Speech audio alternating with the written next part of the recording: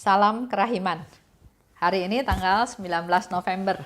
Kita akan baca dari 792 dan 833. Kita mulai ya. Dalam nama Bapa dan Putra dan Roh Kudus. Amin. 792. Aku tidak pernah boleh menceritakan pengalaman-pengalamanku sendiri. Ketika menanggung penderitaan, aku harus mencari kelegaan di dalam doa. Ketika mengalami keraguan-raguan juga yang paling ringan, aku hanya boleh minta nasihat Bapa pengakuanku. Aku harus selalu memiliki hati yang terbuka untuk menerima penderitaan orang lain dan membenamkan penderitaan-penderitaanku dalam hati ilahi sehingga penderitaan itu tidak akan dilihat orang sejauh itu mungkin. Aku harus selalu mengusahakan ketenangan. Tidak peduli betapa besar badai yang melanda situasiku. Aku tidak boleh membiarkan suatu pun mengganggu ketenangan dan keheningan batinku. Tidak suatu pun dapat menandingi damai jiwa. Kalau aku salah menilai sesuatu, aku tidak akan menjelaskan diriku. Kalau superior ingin tahu kebenaran apakah aku berada di jalan yang baik atau tidak, biarlah ia mencarinya dari orang-orang lain, bukan dari diriku sendiri. Yang penting bagiku adalah menerima segala sesuatu dengan keterbukaan batin yang rendah hati. Aku akan meluangkan masa Advent ini sesuai dengan arahan Bunda Allah, dalam keheningan dan kerendahan hati. 833. Aku telah mengalami betapa banyaknya kedengkian hati. Juga dalam kehidupan membiara. Aku melihat bahwa tidak banyak orang yang sungguh berjiwa luhur, yang siap mengabaikan segala sesuatu yang bukan Allah. Oh jiwa-jiwa, kalian tidak akan menemukan keindahan apapun di luar Allah. Oh, betapa rapuhnya landasan hidup mereka yang meninggikan diri dengan mengorbankan orang lain. Sungguh besar kerugian mereka. Tidak pernah boleh menceritakan pengalaman-pengalamanku menanggung penderitaan. Jadi, Suster Faustina tidak diperkenankan untuk bercerita tentang penderitaan-penderitaannya. Tapi cari kelegaan dalam doa. Ada juga ya yang sharing sama saya bahwa dia punya beban berat, dia punya penderitaan, punya kesusahan, punya problem, punya hal yang kayaknya nggak ada solusi, nggak ada jalan keluar, ketemu jalan buntu. Nah hari ini Suster Faustina juga men-sharingkan apa yang dia alami. Dia tidak pernah boleh menceritakan tentang penderitaan-penderitaannya atau pengalaman-pengalamannya tentang penderitaan itu kepada orang lain. Yang dia lakukan justru dia mencari kelegaan dalam doa. Ini juga bisa kita lakukan. Dalam doa kita bisa bercerita pada Tuhan, bisa bercerita, bisa mengeluh, bisa menangis, bisa banyak hal. Karena Bapa kita, dia Bapa kita. Kita anaknya yang menderita, yang tidak berdaya, yang sedang kesusahan. Ceritakan kepada Tuhan dan nanti kita akan memperoleh kelegaan dari doa tersebut. Pada waktu kita mengalami keraguan-raguan,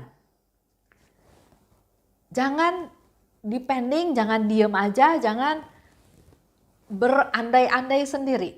Ya, kalau Suster Faustina dikatakan, minta nasihat dari Bapak pengakuan. Kita pun bisa sharing, bisa bercerita, bisa bertanya pada orang yang kita tuakan, kita teladan, menjadi teladan ya. Jangan sembarang bertanya atau bercerita kepada orang yang malah mungkin bisa memberikan nasihat yang salah.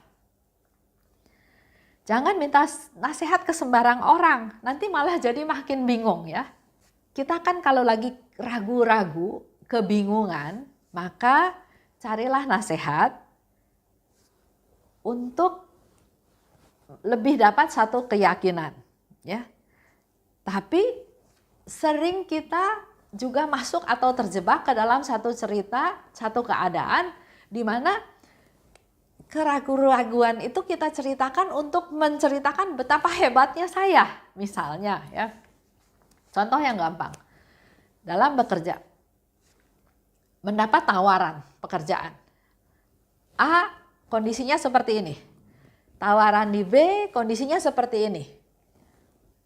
Misalnya ya, saya bercerita.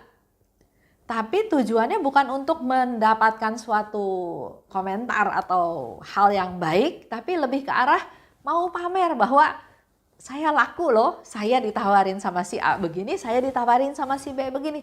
Betapa hebatnya saya. Nah, ini pun harus dilihat, jangan sembarang bercerita. Kalau tujuannya untuk mendapatkan satu kepastian, untuk mendapatkan masukan, berceritalah kepada mereka yang memang bisa memberikan masukan. Aku harus selalu memiliki hati yang terbuka untuk menerima penderitaan orang lain. Saya pernah dengar, jangan deket-deket orang itu. Orang itu lagi susah, nanti ke bawah susah. Nah, istilah ini nggak bisa berlaku dalam hidup kita sebagai devosan kerahiman. Punya hati yang selalu terbuka untuk menerima penderitaan orang lain. Minimal dia sedang susah, dia sedang bingung, dia sedang ada masalah, minimal kita mendengarkan. Berdoa buat dia supaya dia mendapatkan solusi, mendapatkan jalan keluar dari apa yang sedang dihadapi. Mendengarkan penderitaan orang lain tapi justru membenamkan penderitaan sendiri, bukan untuk diceritakan, untuk di-sharingkan bahwa betapa hidup saya menderita. Dia katakan, benamkan penderitaanmu dalam hati ilahi, sehingga penderitaan tersebut tidak dilihat oleh orang lain. Ini juga satu ciri kerendahan hati ya. Kita nggak mau penderitaan kita dikasih lihat ke orang lain sehingga orang wah kasihan, berempati, bersimpati. Bukan seperti itu. Diam. Serahkan pada Tuhan. Aku harus selalu mengutamakan ketenangan, walau betapa besar badai yang melanda. Kita jangan ikut sibuk, ikut heboh. Contoh ya, dalam hari-hari terakhir ini. Katanya ada demo, ada satu kegiatan ya yang katanya luar biasa. Kita jangan ikut-ikutan. Kita ini orang-orang umat biasa yang juga nggak punya wewenang, nggak punya suara untuk memutuskan ini, memutuskan itu. Lebih baik berdoa supaya semuanya berjalan dengan baik. Tidak boleh suatu pun mengganggu ketenangan dan keheningan batinku. Jadi bisa saja masalah itu ada di mana-mana. Tapi kita harus tetap mencoba berusaha supaya jangan mengganggu ketenangan dan keheningan batinku. Contoh sharingnya Suster Faustina ya. Kalau aku salah menilai sesuatu, aku tidak akan menjelaskan atau mengklarifikasi. Kita suka ya, pengen mengklarifikasi. Saya melakukan A, disangka orang B, dan saya nggak terima. Saya mau menceritakan, mengklarifikasi bahwa yang saya maksud itu adalah ini. Tapi di sini dikatakan, Suster Faustina enggak akan menjelaskan. Biar superior dapat dari orang lain. Jadi kita enggak membela diri. Biar superiornya mendengar dari orang lain mengenai kejadian tersebut. Yang penting bagiku, menerima segala sesuatu dengan keterbukaan batin yang rendah hati. Jadi kalau dia melakukan sesuatu, ada salah paham, ada penilaian yang jadinya negatif, atau malah tidak dihargai, atau malah pernah Suster Faustina bilang dikutuk, dia enggak membela diri. Dia diam, biar modernya atau superiornya mendapat cerita dari orang lain, karena yang penting buat dia adalah menerima segala sesuatu dengan keterbukaan batin yang rendah hati. Arahan dari Bunda Allah, hidup dalam keheningan dan kerendahan hati. Nah, ini sharing dari Suster Faustina ya di 833. Aku telah mengalami betapa banyaknya kedengkian hati. Walaupun di biara dikatakan ya, karena memang sehari-hari Suster Faustina di biara kan, dia mengalami betapa banyaknya kedengkian hati. Itu di biara. Jadi kalau dalam hidup kita sehari-hari banyak orang yang dengki sama kita, ya wajar-wajar aja. Jangan merasa hidup ini nggak enak atau nggak nyaman, jalanin aja. Banyak yang dialami oleh Suster Faustina dalam biara ya. Dikatakan Faustina itu males, orang yang males, nggak mau kerja. Buktinya apa? Pura-pura sakit, padahal dia nggak sakit. Itu tuduhan dari teman-temannya yang lain ya. Dikatakan lagi, wah dia tuh so suci. Orang tingkat rendah seperti itu, pekerjaannya juga rendah seperti itu, mana mungkin jadi santa. Dan juga katanya dengar suara Tuhan Yesus. Yesus bilang ini, Yesus bilang itu. Enggak dianggap sama suster yang lain. Dianggap bohong, dianggap sinting, dianggap ya dilecehkan lah ya, enggak dianggap. Kalau mau bantuin kerjaan orang lain, bukannya terima kasih tapi dianggap so rajin, cari muka. Dan kalau dia mengatakan sesuatu, karena nggak diterima oleh suster-suster lain, dianggapnya kamu sok penting, kamu orang penting. Yesus mau bilang sama kamu, Yesus bilang ini, Yesus bilang itu. Ya, jadi itulah kedengkian-kedengkian yang dialami oleh Suster Faustina. Bahkan pernah dia satu kali ke biara di Wallendorf, ada satu suster bilang bahwa kamu bakal lama di sini. Suster Faustina bilang, enggak, saya nggak bakal lama di sini. Justru kamulah yang bakal lama di sini. Wah, nggak terima suster itu ya. Diomongin seperti itu seolah-olah Suster Faustina so tahu. Tapi memang kenyataannya suster itulah yang lama ada di biara di Wallendorf. Di dalam hidup membiara, ada suster yang sakit. Ada suster yang sakit kanker. Ada juga yang nggak terima. Ya, maksudnya di dalam hidup dalam membiara ini karena dia ada kedengkian, ada kemarahan, ada kekecewaan, ada luka batin, ada juga suster yang sakit kanker. Tidak banyak jiwa yang sungguh berjiwa luhur,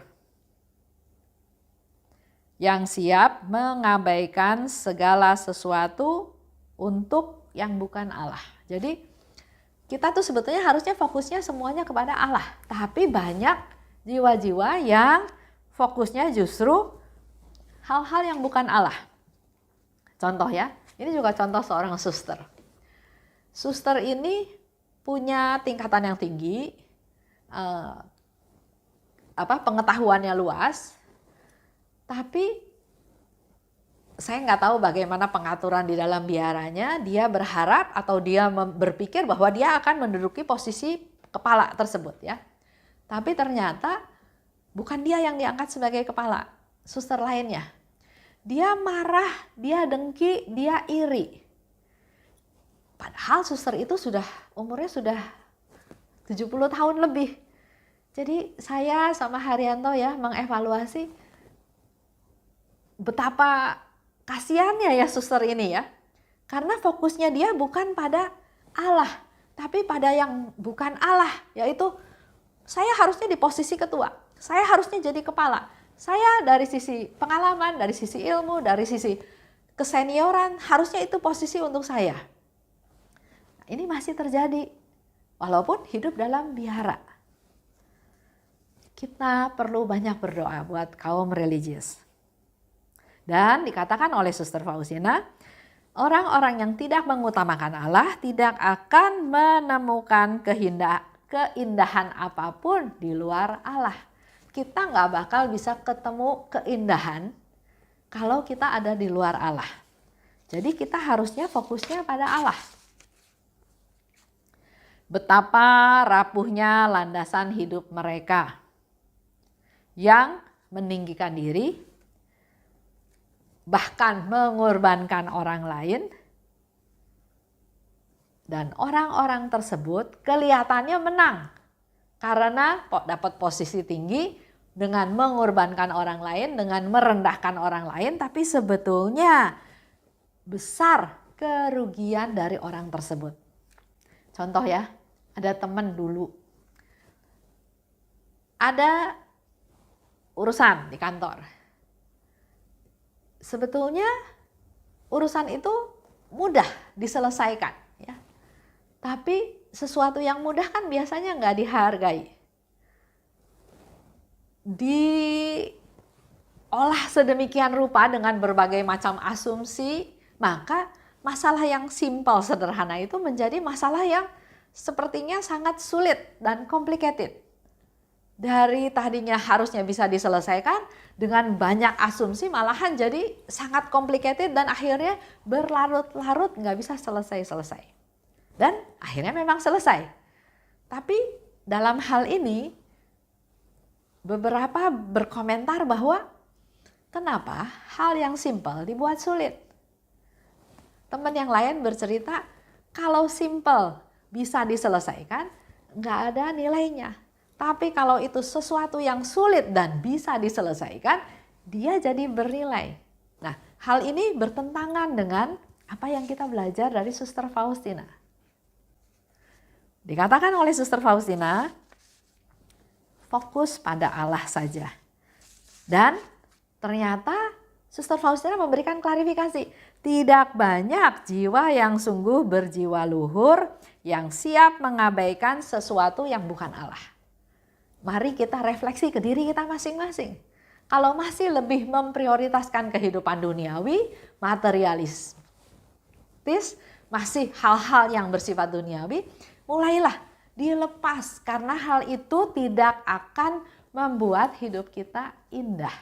Karena dikatakan tidak akan menemukan keindahan kalau di luar Allah. Itu aja, mari kita tutup dalam doa. Dalam nama Bapa dan Putra dan Roh Kudus. Amin. Allah Bapa yang Maha Baik, terima kasih atas teguran-Mu pada hari ini. Di mana masih banyak di antara kami yang masih mengutamakan kehidupan duniawi. Sehingga Suster Faustina katakan, hanya sedikit atau tidak banyak orang yang berjiwa luhur yang mengabaikan hal-hal yang ada di luar Allah. Mampukan kami Tuhan, bantulah kami agar kami mulai bisa melepaskan hal-hal yang di luar Allah. Karena kami mau mengutamakan Engkau Tuhan, mau mengalami keindahan, hidup yang indah, hidup yang damai di dalam Engkau. Berkati juga teman-teman kami yang lain yang masih fokus kepada kehidupan duniawi, mengenai prestasi, pangkat, kekuasaan, kekayaan, ketenaran, biarlah secara perlahan, secara bertahap mereka bisa melepaskan hal tersebut dan mengutamakan Engkau, hidup di dalam Engkau. Terima kasih Bapa, dalam nama Yesus kami berdoa dan bersyukur. Amin. Dalam nama Bapa dan Putra dan Roh Kudus. Amin. Salam kerahiman.